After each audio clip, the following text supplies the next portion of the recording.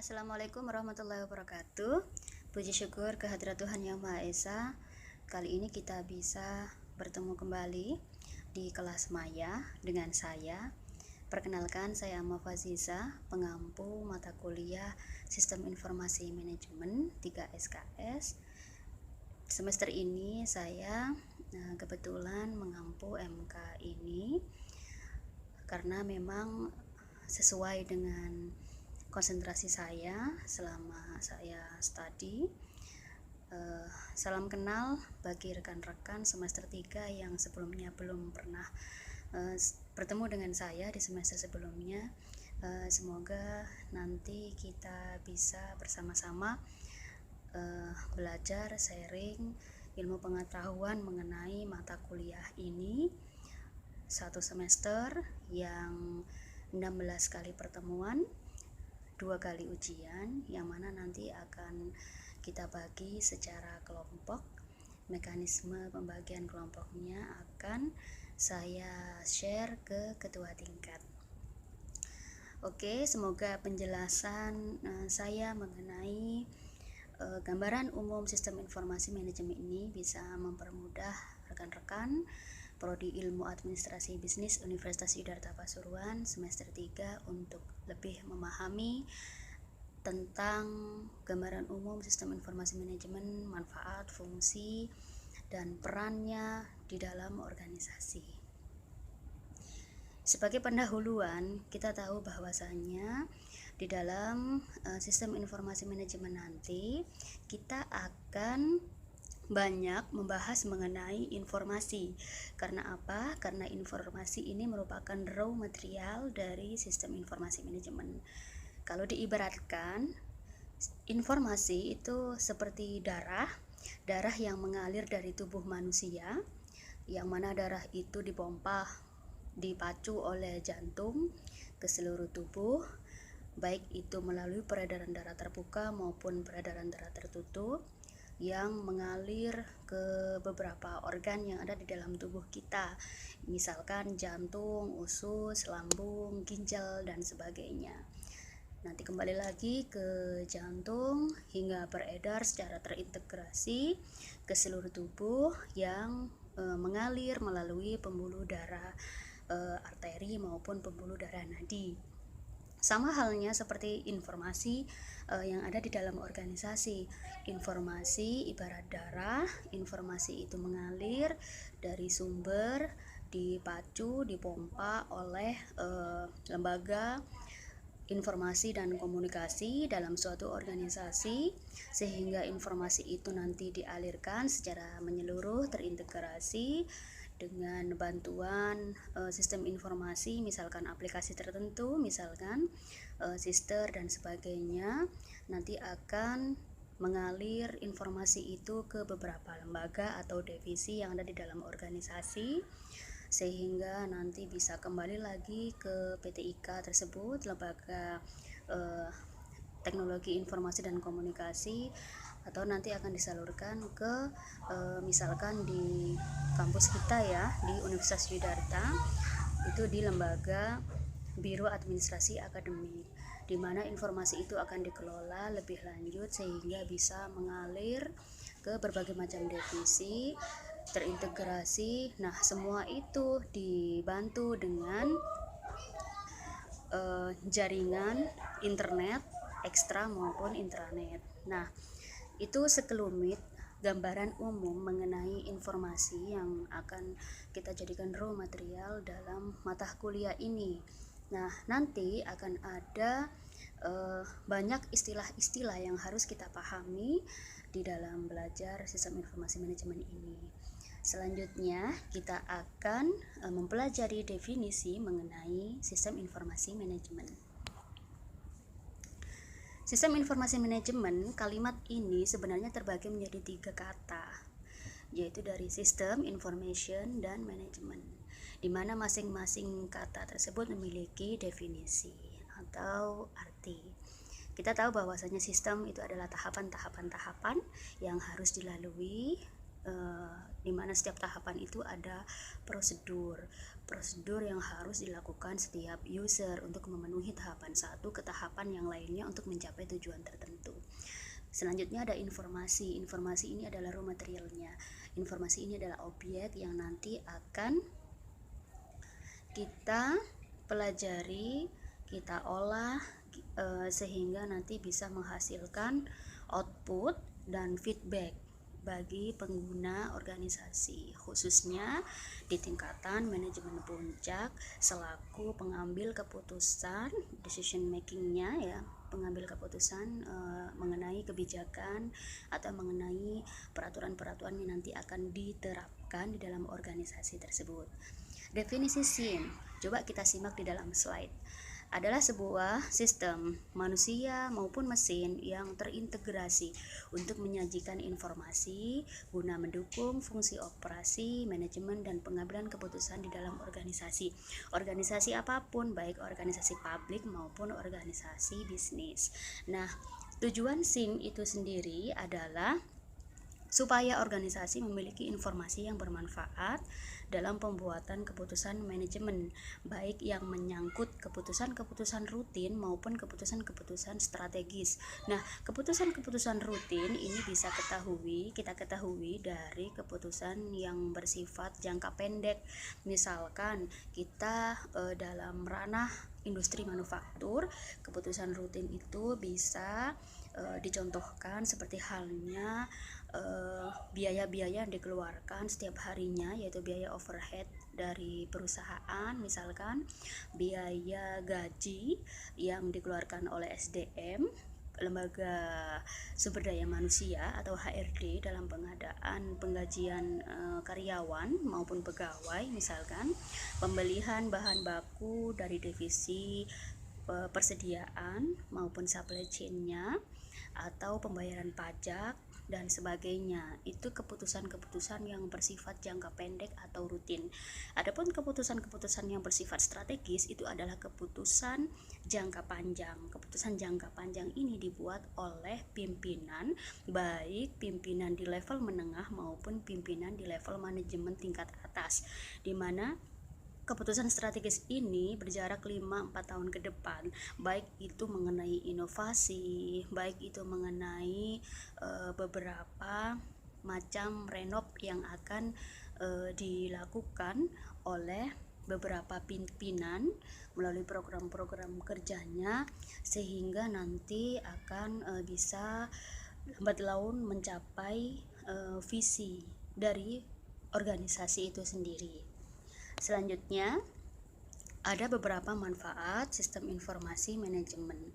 Di antaranya yaitu menyediakan atau mengelola transaksi-transaksi secara keuangan, baik non tunai maupun tunai, maupun transaksi non keuangan, mengurangi biaya pastinya ya, dan menghasilkan pendapatan sebagai salah satu produk atau pelayanan dari mereka organisasi. Beberapa manfaat SIM lainnya yaitu mengembangkan proses perencanaan yang efektif, selanjutnya meningkatkan aksesibilitas data yang tersaji secara tepat waktu dan akurat bagi para pemakai atau user. Yang keempat yaitu misalkan bagi bank menggunakan sistem informasi untuk mengelola cek-cek nasabah dan membuat berbagai laporan rekening koran dan transaksi yang terjadi. Jadi, yang dimaksud dari manfaat SIM di sini adalah beberapa organisasi ini menggunakan sebuah aplikasi atau software yang membantu mereka dalam proses transaksi, baik itu input, proses, output, sehingga nanti terjadi feedback sehingga memberikan manfaat bagi mereka secara efisien. Efisien ini tolak ukurnya dari biaya ya yang dikeluarkan itu lebih praktis, lebih sedikit, dan waktu yang diperlukan juga semakin pendek.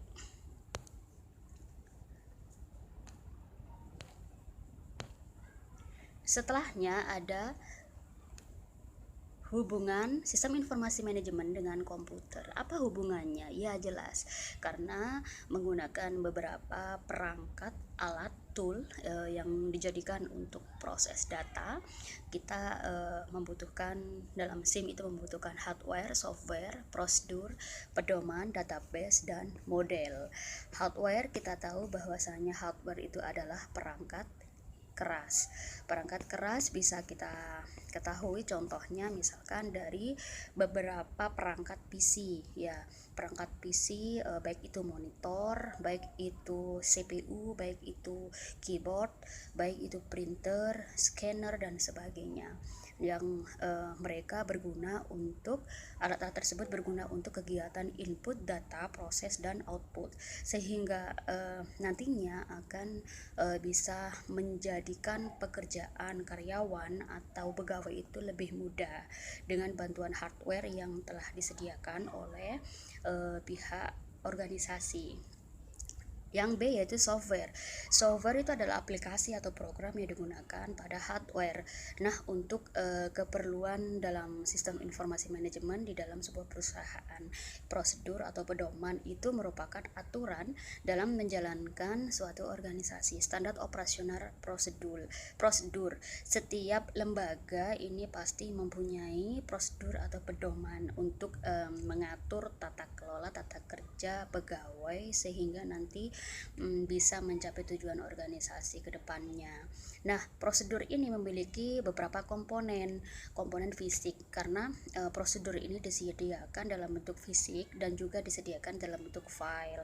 Kalau sekarang zamannya e-office ya berbentuk file, bisa PDF, bisa dikemas dalam zip maupun beberapa file yang lainnya, bentuk file yang lainnya. Kalau dalam bentuk fisik itu bisa berupa buku panduan atau buku manual prosedur.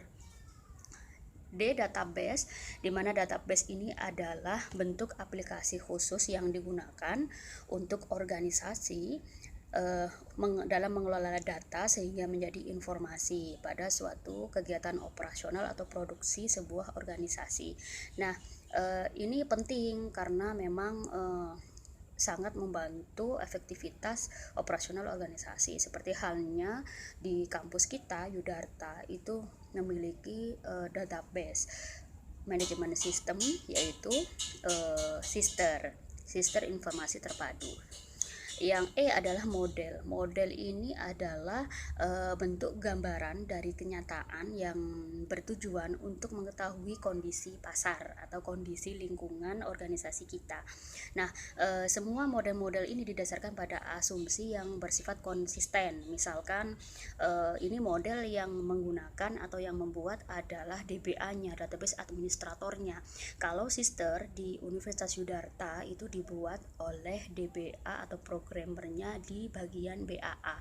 Dia menggunakan beberapa model database untuk bisa memprogram secara matematis di dalam Sister tersebut, baik model secara relasional, hierarki, jaringan, dan sebagainya. Itu disesuaikan dengan kebutuhan di masing-masing lini organisasi atau fakultas ya. Selanjutnya, manajemen informasi sebagai sumber daya yang dibutuhkan oleh perusahaan, di mana di sini kegiatan bisnis itu semakin kompleks. Nah, semua perusahaan itu pasti akan mendapatkan pengaruh dari ekonomi internasional, ekonomi global, di mana di dalam ekonomi global itu persaingannya semakin ketat. Teknologi bisnis ini menjadi semakin kompleks, di mana teknologi ini berkembang pesat dari waktu ke waktu. Batas waktu untuk bertindak pun juga semakin singkat dan terdapat kendala-kendala sosial di dalamnya pastinya. Kalau misalkan kita tarik dari contoh pertama, pengaruh ekonomi internasional, ini dapat terlihat dari nilai relatif mata uang dolar ya terhadap kurs mata uang di dunia ini kan naik turun. Nah, itu dipengaruhi oleh mata uang global, di mana menggunakan dolar sebagai mata uang internasional. Yang kedua yaitu persaingan dunia. Persaingan di dunia ini, dampak dari persaingan ini terlihat dari kegiatan ekspor impor, baik ekspor impor berupa barang, kontrak manajemen maupun jasa dan sebagainya. Yang ketiga yaitu kompleksitas teknologi yang semakin meningkat, di mana di sini perusahaan melakukan investasi pada teknologinya supaya dapat melaksanakan operasi yang diperlukan. Banyak sekali perusahaan-perusahaan yang sudah menggunakan mesin, robot, barcode scanner untuk mempermudah kegiatan input proses data mereka, karena kebutuhan dan kegiatan yang semakin kompleks sehingga menuntut organisasi itu untuk lebih cepat mengadopsi teknologi guna membantu efektivitas operasional kegiatan bisnis atau usahanya. Karena apa? Karena di zaman sekarang ini bukan yang berkuasa, bukan yang besar, yang kuat mengalahkan yang lemah, tapi siapa yang cepat mengadopsi itu mengalahkan yang lambat, mengadopsi teknologi maksudnya. Yang keempat yaitu batas waktu yang singkat, di mana semua tahap operasi bisnis ini sekarang dilaksanakan lebih cepat dan efisien. Misalnya banyaknya e-commerce ya, transaksi e-commerce, transaksi yang dilakukan secara online. Yang kedua yaitu meningkatnya kemampuan komputer sebagai alat bantu perusahaan. Kendala sosial ya, kendala-kendala sosial di sini dapat dicontohkan yaitu beberapa masalah yang ada di dalam lingkungan bisnis. Nah, masalah yang ada di dalam lingkungan bisnis ini juga semakin kompleks. Karena apa? Karena stakeholder atau beberapa komponen yang ada di lingkungan bisnis itu sendiri tidak hanya terdiri dari satu dua komponen saja, melainkan lebih. Ada pemerintah, ada masyarakat keuangan, ada serikat pekerja, ada pelanggan, ada supplier dan sebagainya. Selanjutnya, meningkatnya kemampuan komputer sebagai alat bantu perusahaan.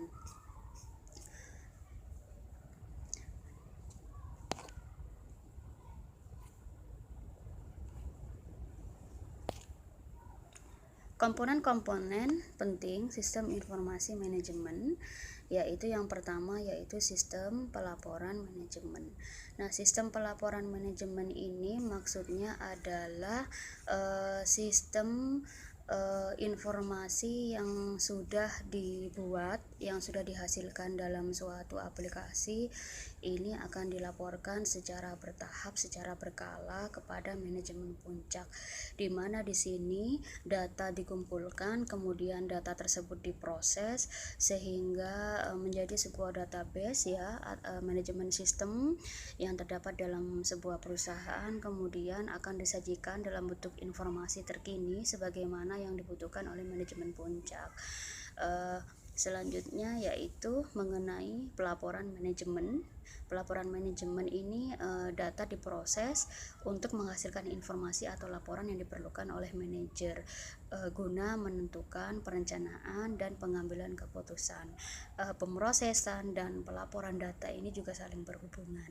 Yang ketiga yaitu sistem pendukung dalam pengambilan keputusan atau decision support system, di mana decision support system di sini adalah sistem ini secara terprogram mampu menjawab beberapa kasus atau beberapa permasalahan yang ada di dalam perusahaan yang menyangkut pertanyaan, misalkan tujuan-tujuan dari dibuatnya keputusan atau kebijakan oleh manajer, itu tidak lain yaitu untuk memecahkan masalah yang ada dalam organisasi tersebut. Yang kedua yaitu misalkan mendukung penilaian manajer di dalam membuat keputusan bagaimana beberapa karyawan di bawahnya, di lini bawah itu bisa beradaptasi dengan kebijakan dan peraturan-peraturan yang baru tanpa menggantikan beberapa elemen-elemen yang sudah berjalan sebelumnya. Yang ketiga misalkan meningkatkan efektivitas pengambilan keputusan seseorang ya, maksudnya seorang manajer supaya lebih efisien. Selanjutnya ada berbagai macam sistem informasi. Nah, berbagai macam sistem informasi ini dapat kita ketahui misalkan dari reservasi, sistem reservasi pesawat terbang. Tidak ada agen pesawat terbang manapun sekarang yang tidak menggunakan sistem online. Mereka semua menggunakan aplikasi secara otomatis untuk bisa mengetahui pemesanan tiket, ketersediaan tiket untuk bisa digunakan oleh beberapa agen mereka, agen mereka, misalkan travel yang tersebar di beberapa wilayah yang sudah bekerja sama dengan agen-agen biro transportasi baik udara, laut maupun darat. Nah, sistem untuk menangani penjualan kredit kendaraan bermotor. Sistem ini digunakan, aplikasi ini biasa digunakan oleh beberapa bank-bank perkreditan motor atau mobil, sehingga mereka secara otomatis bisa memproses transaksi data mereka menggunakan aplikasi tersebut. Mereka bekerja sama dengan beberapa perusahaan leasing mengenai ketersediaan data. Jadi mereka jual beli data. Ya, sistem POS, point of sale, ini adalah sistem jual beli yang ada di aplikasi-aplikasi toko. Sistem berbasiskan kartu cerdas, smart card.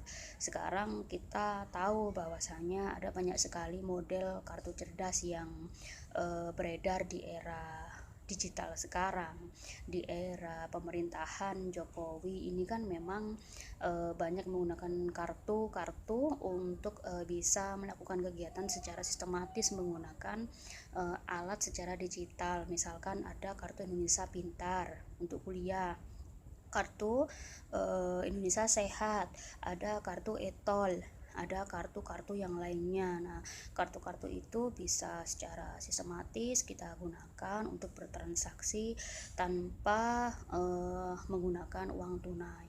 Nah, sistem layanan akademis berbasis web. Sistem ini bisa kita contohkan dari sistem informasi terpadu yang kita gunakan sehari-hari dalam kegiatan proses akademik di universitas kita.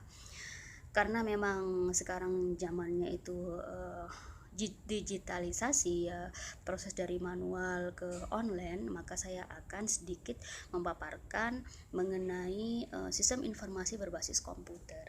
Sistem informasi berbasis komputer atau computer based information system adalah di sini ada karena perkembangan teknologi yang pesat.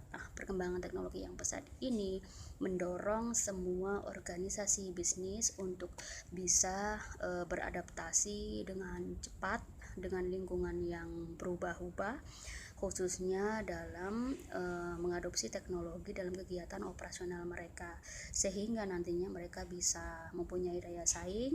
Organisasi itu bisa berkembang dengan pesat, berkelanjutan, dengan tidak ketinggalan beberapa perangkat atau sumber daya yang digunakan oleh pesaing-pesaingnya.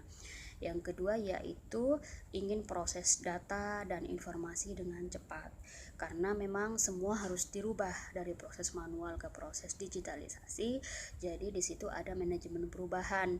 Nah, manajemen perubahan yang dilakukan oleh organisasi itu ada dua, yaitu manajemen secara inkremental dan manajemen perubahan secara radikal, di mana apakah sistem itu dirubah secara menyeluruh dan cepat, ataukah sistem itu dirubah secara perlahan-lahan. Nah, itu adalah sebuah keputusan yang memang harus dijalankan oleh organisasi yang beralih dari tradisional ke modern, atau dari manual ke proses digital. Karena perubahan lingkungan yang semakin cepat, masalahnya kompleks, dan persaingan yang semakin ketat. Mengapa diperlukan sistem informasi? Karena memang pertumbuhan ekonomi global. Tadi sudah saya jelaskan di awal, beberapa pertumbuhan ekonomi global itu juga dipengaruhi oleh naik turunnya kurs dolar terhadap beberapa mata uang yang ada di dunia, atau juga dari kegiatan ekspor impor di dalam suatu negara. Yang kedua, kenapa kita perlu sistem informasi? Karena persaingan industri yang semakin cepat, sehingga menuntut organisasi untuk bisa berlomba-lomba dengan cepat menggunakan teknologi informasi atau teknologi komputer, teknologi komunikasi. Perubahan perusahaan dari padat karya, padat modal ke arah yang lebih efisien dari segala hal. Padat karya di sini lebih banyak menggunakan tenaga manusia daripada menjadi tenaga mesin, dan padat modal ini lebih pada memberdaya gunakan investasi, baik itu investasi dari luar maupun dari dalam, untuk bisa memperkuat sumber daya keuangan yang ada di dalam organisasi. Sekarang kita membahas mengenai apa itu sistem informasi. Sistem informasi berbeda dengan teknologi informasi. Sistem informasi itu adalah bagian dari teknologi informasi. Kalau sistem informasi itu lebih pada bagaimana data itu dikelola menjadi informasi sehingga nantinya bisa menjadi ilmu pengetahuan yang bisa dipertanggungjawabkan, yang valid, yang reliable, yang bisa digunakan terus-menerus oleh pihak pengguna. Nah, di sini SI seperangkat komponen yang saling berhubungan yang mempunyai fungsi mengumpulkan, memproses, menyimpan, kemudian didistribusikan informasi itu untuk membantu pembuatan keputusan dan pengawasan di dalam organisasi. Jadi ranah kegiatannya itu dari data di input, dimasukkan ke dalam program, dimasukkan ke dalam sebuah aplikasi, kemudian diproses hingga akhirnya menghasilkan sebuah output informasi pelaporan sehingga bisa dijadikan sebagai ilmu pengetahuan yang berguna yang dipakai terus-menerus oleh pengguna. Ada berbagai macam perspektif bisnis terhadap sistem informasi. Yang pertama yaitu dari organisasi. Sistem informasi ini berguna untuk memecahkan permasalahan bergantung pada jenis organisasi. Kalau jenis organisasi pendidikan pasti berbeda dengan jenis organisasi manufaktur, pasti juga berbeda dengan jenis organisasi pabrik.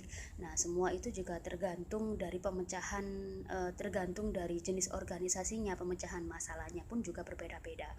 Dari sisi perspektif manajemen, pemecahan masalah manajemen ini bergantung pada tingkatan manajemen. Karena apa? Karena sistem informasi yang dipakai itu tidak lain diperuntukkan untuk berbagai macam level manajemen.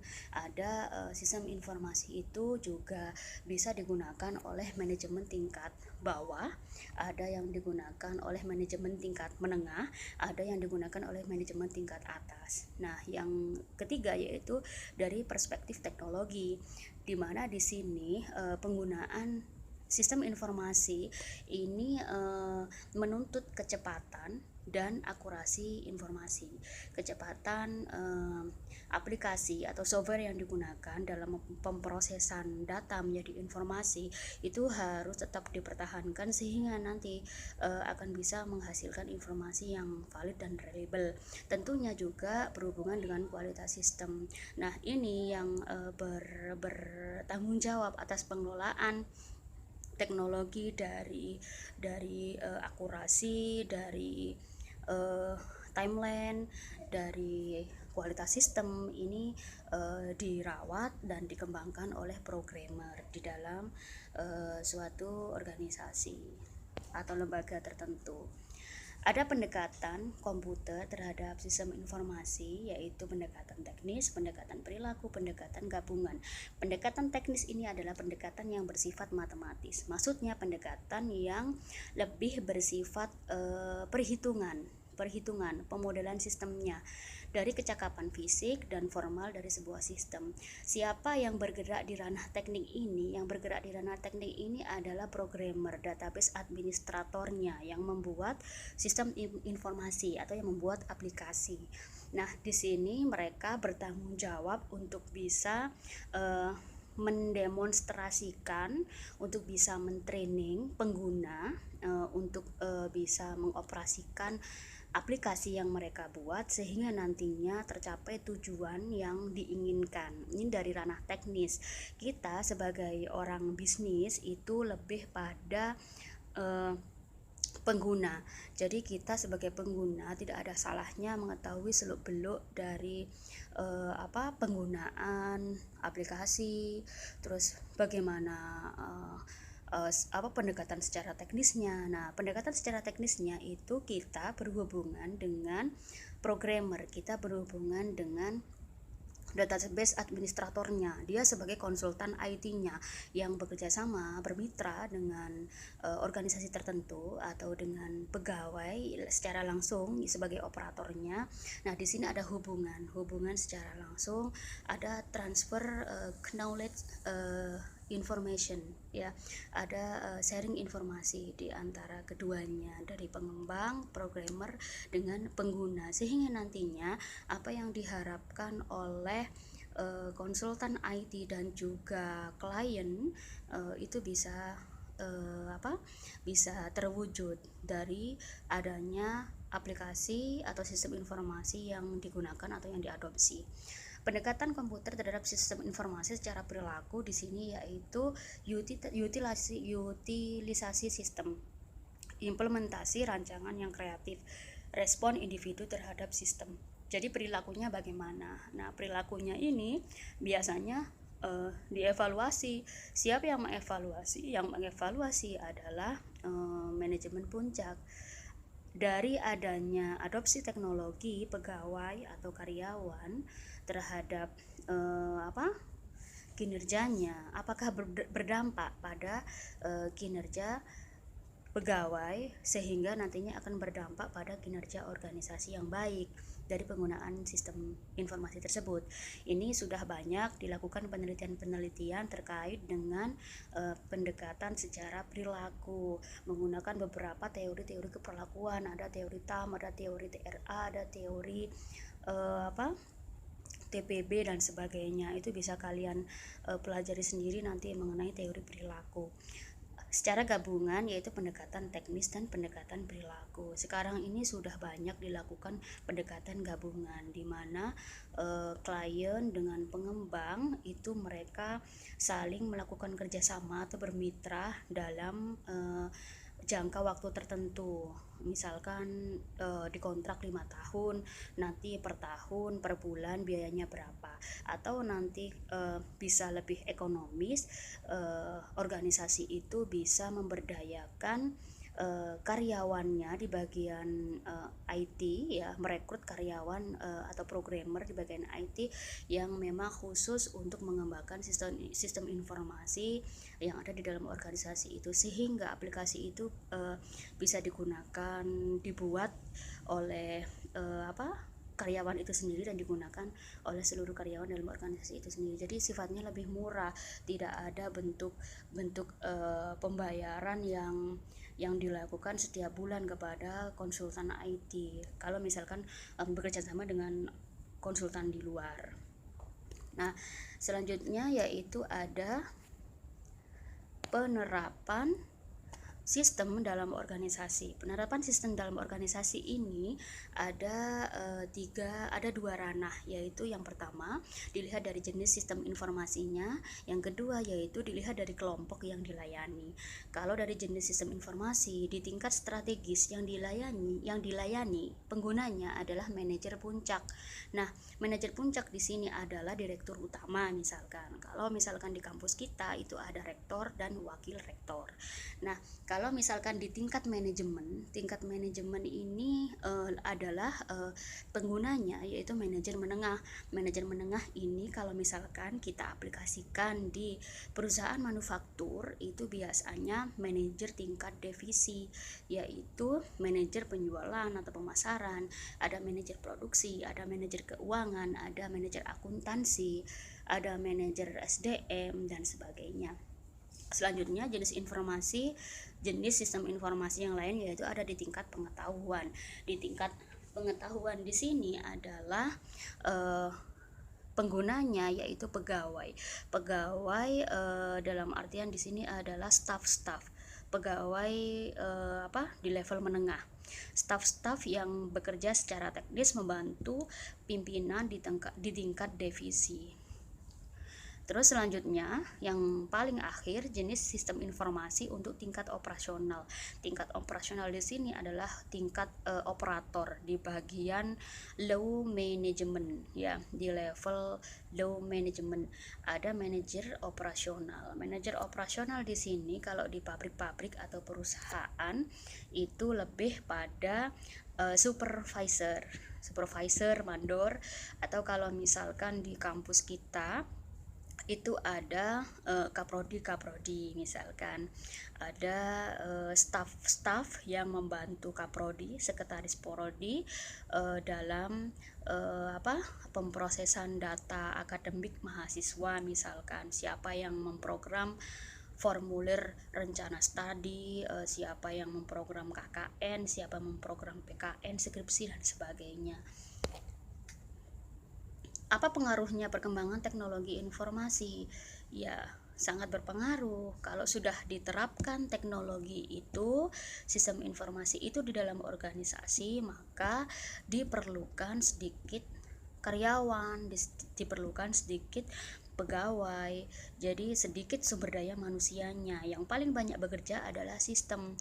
Makanya kalau sudah sistem berjalan itu akan mudah, akan lebih ringan pekerjaan dari karyawan atau pegawai. Karena apa? Karena tinggal menunggu sistem itu bekerja. Kita sebagai operatornya saja, kita sebagai apa istilahnya, usernya.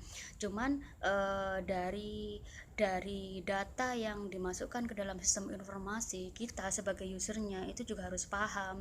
Karena apa? Karena data yang kita masukkan salah, maka informasi yang keluar nanti laporannya juga salah. Nah, makanya ada bentuk human error, ada bentuk sistem error.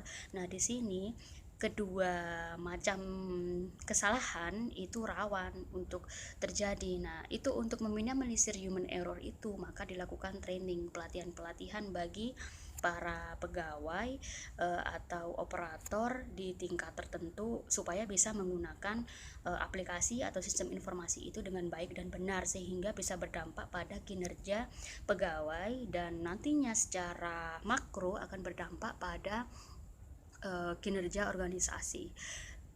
Pengaruhnya perkembangan teknologi informasi itu, tugas manajer digantikan dengan TI. Karena apa? Manajer ya pasti akan turun lapang.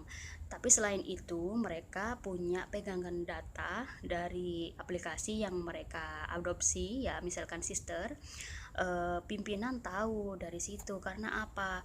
Dari report-report yang sudah dikirimkan oleh beberapa administrator atau beberapa user, itu bisa dibaca dalam bentuk secara visual, misalkan secara grafik, secara tabel, prosentase. Nah, di situ bisa secara otomatis diketahui oleh pimpinan. Dari pelaporan-pelaporan beberapa divisi dilihat dari layanan di tingkat beberapa level manajemen tadi. Selanjutnya yaitu hari kerja lebih efektif. Hari kerja siapa? Hari kerjanya pegawai. Pegawai di tingkat mana ya? Di tingkat yang ada, baik di tingkat level bawah, menengah maupun di tingkat level atas, semua lebih fleksibel. Apalagi di era sekarang lagi pandemi COVID-19, kalau memang organisasi itu sudah menerapkan IT, sudah mengadopsi sistem informasi, mereka akan lebih mudah bisa beradaptasi dengan bekerja di rumah, work from home. Jadi tidak susah-susah pegawai atau karyawan itu melakukan masa adaptasi dari bekerja di kantor menjadi bekerja di rumah. Karena apa? Karena mereka sudah bisa menggunakan sistem ya, atau sudah mengadopsi teknologi dalam kegiatan pekerjaan mereka. Mereka bisa menggunakan laptop, bisa menggunakan jaringan internet, wifi dan sebagainya. Data-data mereka disimpan secara online, misalkan di drive atau di direktori masing-masing lembaga. Nah, itu yang memudahkan organisasi kalau memang sudah mengadopsi IT di era-era pandemi sekarang. Ada kalanya memang beberapa organisasi itu mencoba bertahan, survive dengan keadaan sekarang. Karena apa? Karena tidak semua organisasi itu bisa melakukan WFH, tidak bisa melakukan work from home. Seperti halnya organisasi-organisasi yang operasionalnya itu di bidang transportasi misalkan, atau di bidang lapangan ya, media. Nah, itu tidak semuanya bisa work from home. Karena apa? Karena menuntut pekerja atau pegawai itu bisa langsung turun lapang, atau bisa tidak bisa dilakukan secara work from home. Kita tahu bahwasanya pandemi kemarin, masa PSBB itu membatasi gerak beberapa organisasi untuk bisa beroperasi. Misalkan organisasi-organisasi pada sektor transportasi, pariwisata itu kan kemarin mati suri karena ada masa-masa PSBB, era pandemi COVID-19 yang kita alami di awal Maret, April, Mei, Juni, Juli itu kan ya. Nah itu, nah mereka beradaptasi dari era tradisional ke era modern ya, ke era adopsi IT. Itu memang eh, sangat menguras energi, menguras biaya, dan ketersediaan dana mereka juga harus mencukupi, karena kalau tidak mencukupi mereka juga akan tutup, mereka akan bangkrut. Kalau mereka itu dananya tersedia banyak, mereka bisa membangun infrastruktur IT-nya secara perlahan-lahan sehingga mereka bisa melakukan perubahan secara incremental, secara berangsur-angsur menjadi bentuk perusahaan digital. Nah itu selanjutnya yaitu serba otomatis ya, karena memang semua kalau sudah online bisa dilakukan dimanapun, anywhere, anytime ya. Jadi bisa kapanpun dilakukan kalau memang kita bisa online ya. Pertama memang harus tersedia data, paket data, dan dari perusahaannya juga mereka melakukan layanan secara online 24 jam, dan mereka juga pasti menyediakan tenaga kerja untuk melayani hal tersebut, dan sistemnya juga berjalan secara terus-menerus 24 jam. Berikut adalah istilah-istilah dalam sistem informasi. Ada teknologi informasi, ada manajemen informasi, ada otomatisasi kantor, backup, dan sebagainya. Ada istilah yang lainnya dari browser, storage, update, dan lain-lain. Coba nanti rekan-rekan bisa menyebutkan definisi dari beberapa istilah yang saya paparkan dalam slide itu sebagai bentuk indikator kehadiran kalian untuk saya akui. Coba pilih satu saja bentuk istilahnya, definisikan menurut bahasa kamu sendiri. Coba tuliskan nama kamu, kelas kamu, semester kamu, ABC ya. Terus artinya apa, definisi dari istilah itu, kemudian jawablah dari hasil diskusi pada slide ini mengapa kita perlu menggunakan sistem informasi berdasarkan pengalaman di perusahaan Anda, atau kalau kamu nggak bekerja, berdasarkan pengetahuan yang kamu miliki. Nah dari sini cukup apa yang bisa saya sampaikan. Semoga bisa bermanfaat bagi teman-teman. Saya akhiri. Assalamualaikum warahmatullahi wabarakatuh.